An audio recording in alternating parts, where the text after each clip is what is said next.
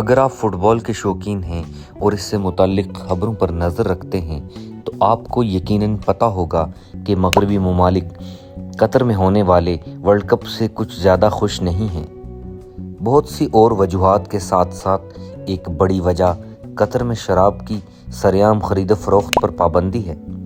اس وجہ سے مغربی دنیا کے شائقین جو میچز دیکھنے آئے ہیں وہ کچھ زیادہ خوش نہیں ہیں، مگر ایک طبقہ ہے جو اس پابندی سے انتہائی خوش ہے اور اسے سراہ رہا ہے۔ وہ طبقہ خواتین شائقین کا ہے۔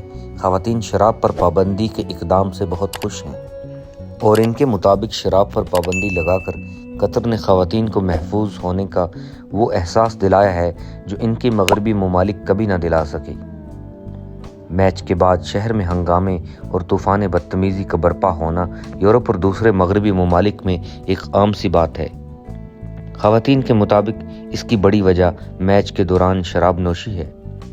تماشائی میچ کے دوران اتنی شراب پی لیتے ہیں کہ میچ کے بعد انہیں کسی بھی قسم کی تہذیب اور تمیز کا احساس نہیں ہوتا، اور اس سب کے نتیجے میں خواتین کو سب سے زیادہ مشکلات کا سامنا کرنا پڑتا ہے۔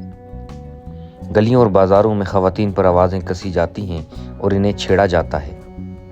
کیونکہ قطر میں شراب اس طرح میسر نہیں تھی تو خواتین نے خود کو مکمل محفوظ پایا اور ان کے بقول وہ قطر میں بغیر کسی مرد کے آسانی کے ساتھ گھوم پھر سکتی ہیں۔